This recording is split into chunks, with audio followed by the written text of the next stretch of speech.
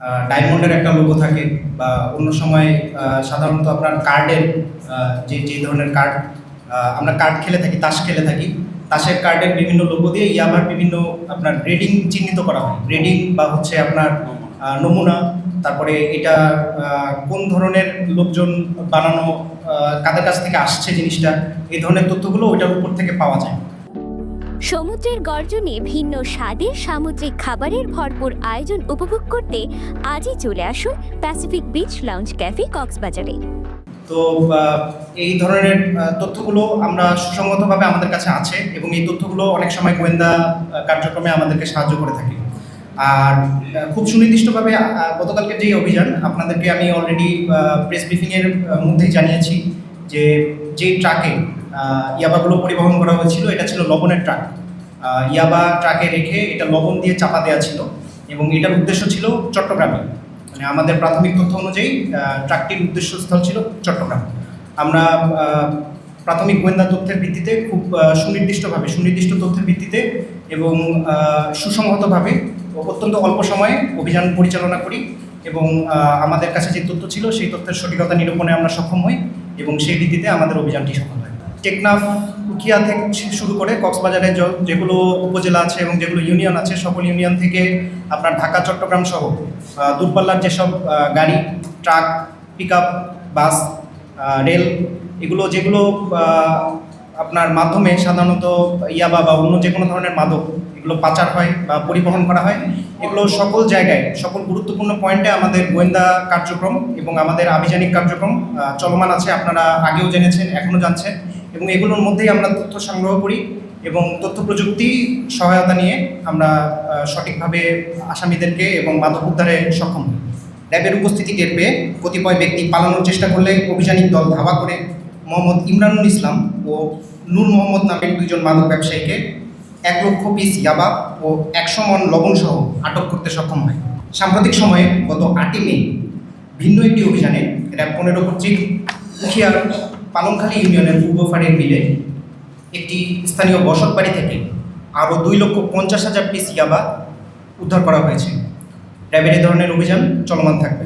আসন্ন ঈদকে সামনে রেখে নিরাপত্তার জোরদারের প্রস্তুতি হিসাবে নিয়মিত টহল কার্যক্রম পরিচালনাকালে কক্সবাজারে র্যাব 15-এর একটি চৌকস আভিযানিক দল গোপন সংবাদের ভিত্তিতে জানতে পারে যে কক্সবাজার জেলার ঈদগাঁও থানাধীন আলমাসিয়া পূর্ব গেট স্বপ্নচূড়া মার্কেটের সামনে কতিপয় ব্যক্তি অবৈধ মাদক কেনাবেচার উদ্দেশ্যে অবস্থান করছিল। প্রাপ্ত সংবাদের ভিত্তিতে আজ 24শে মে 2026 তারিখ দিবাগত রাত 01:05 ঘটিকার সময় র্যাব 15 সিপিএসসি ক্যাম্পের একটি চৌকস আভিযানিক দল উক্ত স্থানে একটি ঝটিকা অভিযান পরিচালনা করে। র্যাবের উপস্থিতি টের পেয়ে পালিয়ে যাওয়ার চেষ্টাকালে ঘটনাস্থল থেকে 2 জন পেশাদার ডাকাতকে হাতে নাতে গ্রেফতার করা হয়। গ্রেফতারপূর্বক আসামিদের হেফাজতে থাকা একটি দেশীয় তৈরি ব্যারেল সংযুক্ত 1 নলা বন্দুক ও 5টি তাজা কার্তুজ উদ্ধার করা হয়। প্রাথমিক জিজ্ঞাসাবাদে ধৃত আসামিগণ ডাকাতির উদ্দেশ্যে উদ্ধারকৃত অস্ত্র ও গোলাবারুদ সহ সংঘবদ্ধ হয়েছিল মর্মে আমরা জানতে পারি। অপরাধীরা যে স্তরেরই হোক না কেন তাদের আইনের আওতায় আনতে আমরা বদ্ধপরিকর। আমরা সাধারণ জনগণের সহযোগিতা এবং আপনাদের বস্তুনিষ্ঠ সংবাদ পরিবেশনা প্রত্যাশা করি।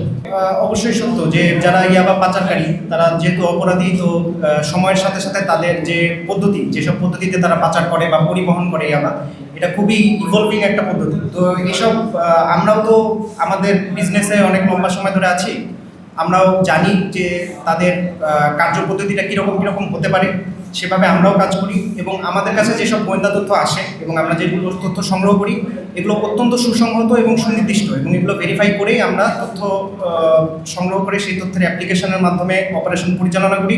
যার ফলে আপনারা লক্ষ্য করবেন যে আমরা যেসব সাফল্য অর্জন করেছি, সাফল্য অর্জনে আমরা আপনাদের সামনে নিয়ে এসেছি। যেমন হচ্ছে আপনার কিছুদিন আগে র্যাব 15 অধীনে বান্দরবানে একটা অপারেশনে আপনাদের কাছে হয়তো তথ্য এসেছিল যে এটা আপনার ইয়াবা সে খেয়ে ফেলেছে, মানে আপনার পেটের ভিতর থেকে ইয়াবা উদ্ধার হয়েছে। তো এই ধরনের তথ্য, এটা যদি খুব স্পেসিফিক সুসংহত তথ্য না হতো তাহলে তো অপারেশনটা সফল হতো না।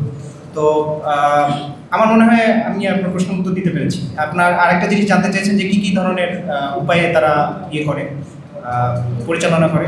তারা মূলত গাড়িতে, শরীরে, তারপরে হচ্ছে অনেক সময় সমুদ্রপথে বোটে এগুলো করছে, পরিবহন করছে। মূলত তথ্য প্রযুক্তির সহায়তায় আমরা এগুলোকে ধরতে সক্ষম হই এবং তাদের যে অনেক সময় সিএনজিতে যেসব গণপরিবহন কোনোখানে ব্যক্তিগত পর্যায়ে কোনোখানে বড় সংঘবদ্ধ হয়ে দলীয় পর্যায়ে এই কাজগুলো করা হয়। ধন্যবাদ। গেল 8 তারিখে আমরা কোনো মামলা তো করিনি। এই বিষয়ে আমরা তো কোনো মামলা করিনি।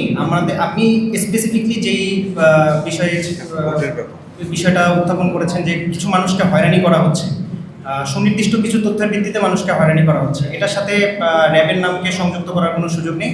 আমাদের কাছে যদি আপনি এই ধরনের কোনো অভিযোগ আনেন, আমরা অবশ্যই এই বিষয়ে আমাদের তদন্ত করে যথাযথ কার্যক্রম গ্রহণ করব। ধন্যবাদ সবাইকে, অসংখ্য ধন্যবাদ। ঠিক আছে।